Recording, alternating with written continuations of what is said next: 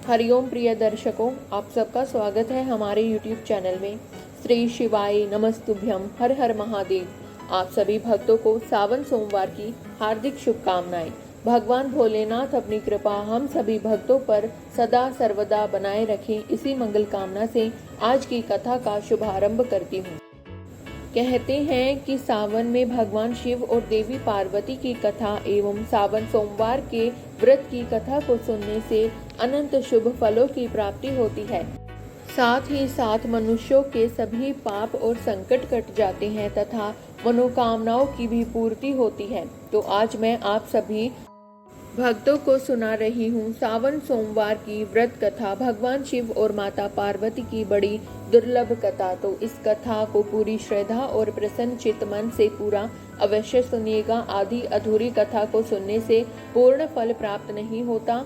तो एक बार प्रेम से बोलिए हर हर महादेव। एक गांव में भगवान शिव का परम भक्त ब्राह्मण पंडित रहता था। पंडित जी जब तक रोज सुबह ब्रह्म मुहूर्त में उठकर नित्य कर्मों से निवृत्त होने के पश्चात भगवान शंकर का पूजन नहीं कर लेते थे, तब तक उन्हें चैन नहीं पड़ता था। जो कुछ भी दान दक्षिणा में आ जाता था, उसी से पंडित जी अपना गुजारा करते थे और दयालु इतने थे कि जब भी कोई जरूरतमंद मिल जाता तो अपनी क्षमता के अनुसार उसकी सेवा जरूर करते थे।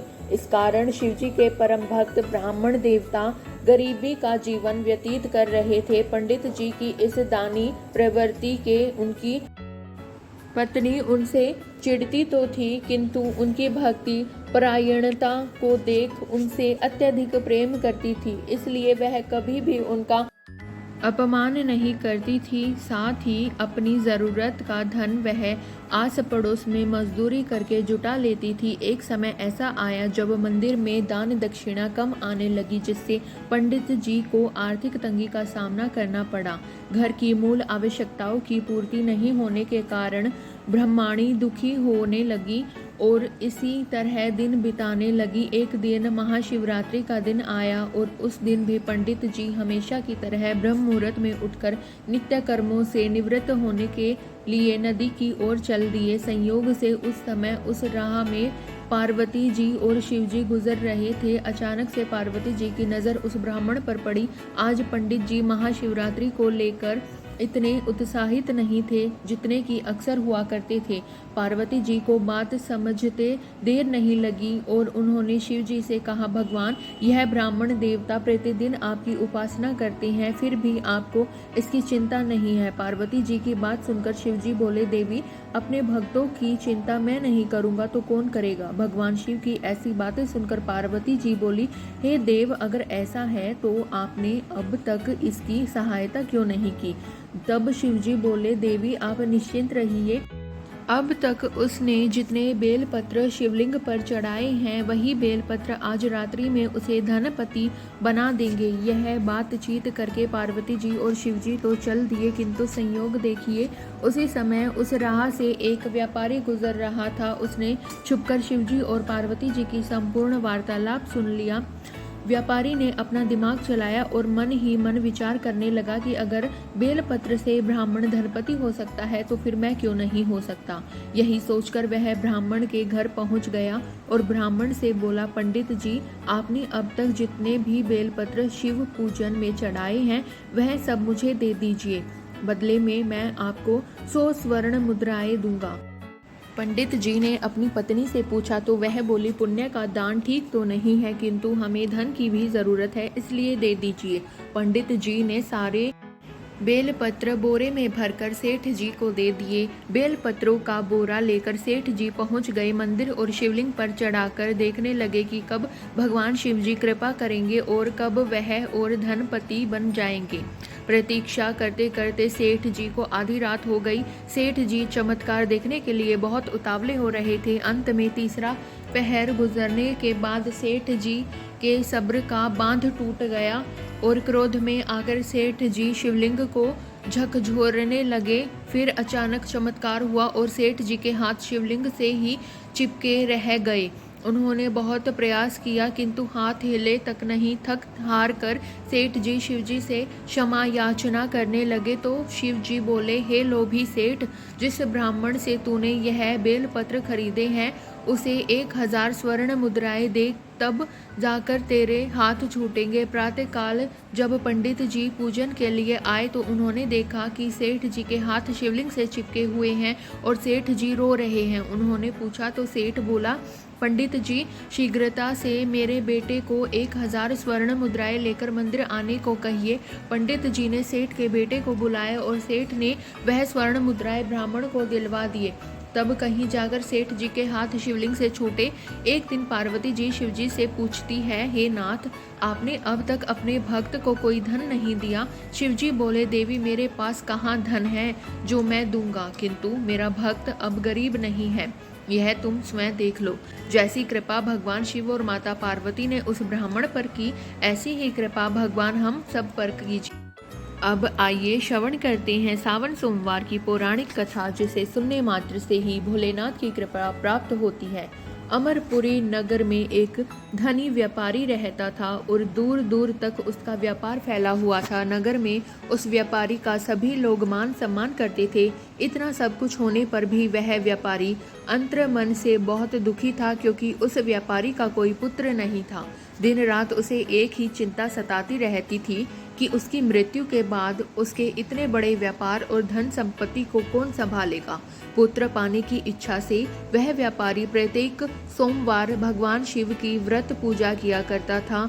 सायंकाल को व्यापारी शिव मंदिर में जाकर भगवान शिव के सामने घी का दीपक जलाया करता था। उस व्यापारी की भक्ति देखकर एक दिन देवी पार्वती ने भगवान शिव से कहा, हे प्राणनाथ, यह व्यापारी आपका सच्चा भक्त है।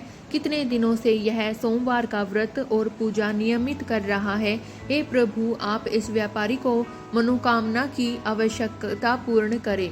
भगवान शिव ने मुस्कुराते हुए कहा, हे पार्वती, इस संसार में सबको उसके कर्म के अनुसार फल की प्राप्ति होती है।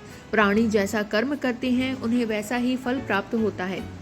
इसके बावजूद भी पार्वती जी नहीं मानी। उन्होंने भगवान भोलेनाथ से आग्रह करते हुए कहा कि प्राणनाथ, आपको इस व्यापारी की इच्छा पूरी करनी ही पड़ेगी, क्योंकि यह आपका अनन्य भक्त है। प्रत्येक सोमवार आपका विधिवत व्रत रखता है और पूजा अर्चना के बाद आपको भोग लगाकर एक समय भोजन ग्रहण कराता है।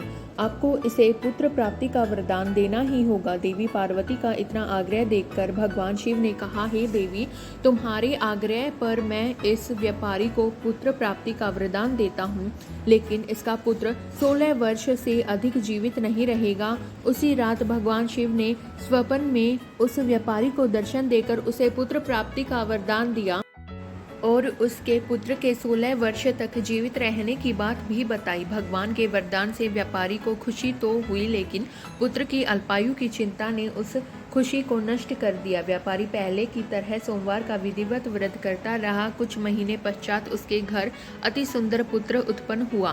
पुत्र जन्म से व्यापारी के घर में खुशियां भर गई। बहुत धूमधाम से पुत्र जन्म का समारोह बनाया गया। व्यापारी को पुत्र जन्म की अधिक खुशी नहीं हुई, क्योंकि उसे पुत्र की अल्पायु के रहस्य का पता था। उस व्यापारी के अलावा यह रहस्य घर में किसी को नहीं मालूम था। विद्वान ब्राह्मणों ने उस पुत्र का नाम अमर रखा। जब अमर 12 वर्ष का हुआ तो शिक्षा प्राप्ति के लिए उसे वाराणसी भेजने का निश्चय हुआ। व्यापारी ने अमर के मामा दीपचंद को बुलाया और कहा कि अमर को शिक्षा प्राप्त करने के लिए वाराणसी छोड़ आओ। अमर अपने मामा के साथ शिक्षा प्राप्त करने के लिए चल दिया। रास्ते में जहाँ भी अमर और दीपचंद रात्रि विश्राम के लिए ठहरते रहे, यज्ञ करते और ब्राह्मणों को भोजन कराते थे। लंबी यात्रा के बाद अमर और दीपचंद एक नगर में पहुंचे। उस नगर के राजा की कन्या के विवाह की खुशी में पूरे नगर को सजाया गया था। निश्चित समय पर बारात आ गई, लेकिन वर का पिता अपने बेटे के आंख एक कान होने के कारण बहुत चिंतित था। उसे इस बात का भय सता रहा था कि राजा को इस बारे में पता चल गया तो कहीं वह विवाह से इनकार न कर दे और इससे उसकी बदनामी होगी।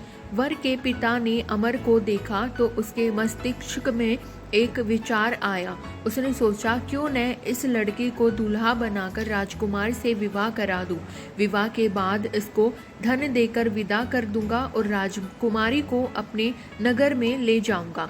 वर के पिता ने इसी संबंध में अमर और दीपचंद से बात की। दीपचंद ने धन मिलने के लालच में वर के पिता की बात स्वीकार कर ली।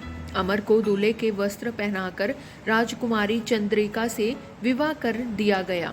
राजा ने बहुत सा धन देकर राजकुमारी को विदा किया।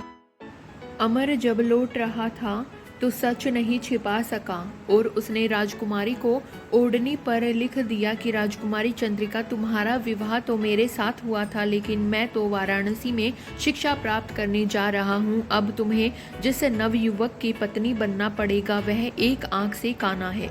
जब राजकुमारी ने अपनी ओढ़नी पर लिखा हुआ देखा और उसे पढ़ा तो उसने काने लड़के के साथ जाने से इनकार कर दिया। जब राजा को जानकारी मिली कि काने राजकुमार के साथ उसकी पुत्री का विवाह नहीं हुआ है तो राजकुमारी को महल में रख लिया।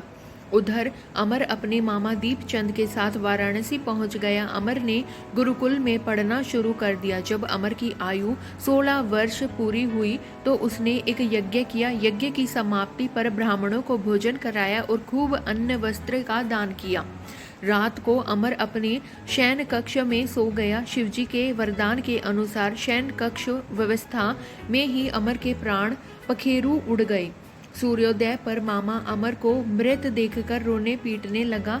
आसपास के लोग भी एकत्र होकर दुख प्रकट करने लगे। मामा के रोने विलाप करने के स्वर समीप से गुजरते हुए भगवान शिव और माता पार्वती ने भी सुने। पार्वती जी ने भगवान से कहा, प्राणनाथ, मुझसे इसके रोने के स्वर सहन नहीं हो रहे हैं, आप इस व्यक्ति के कष्ट अवश्य दूर करें। भगवान शिव ने पार्वती जी के साथ अदृश्य रूप में समीप जाकर अमर को देखा तो पार्वती जी से बोले, हे देवी, यह तो उसी व्यापारी का पुत्र है जिसे मैंने 16 वर्ष की आयु का वरदान दिया था। इसकी आयु तो पूरी हो गई।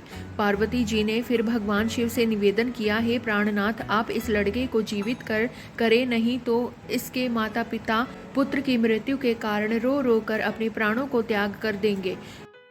इस लड़के का पिता तो आपका परम भक्त है, वर्षों से सोमवार का व्रत करते हुए आपको भोग लगा रहा है। देवी पार्वती के आग्रह करने पर भगवान शिव ने उस लड़के को जीवित होने का वरदान दिया।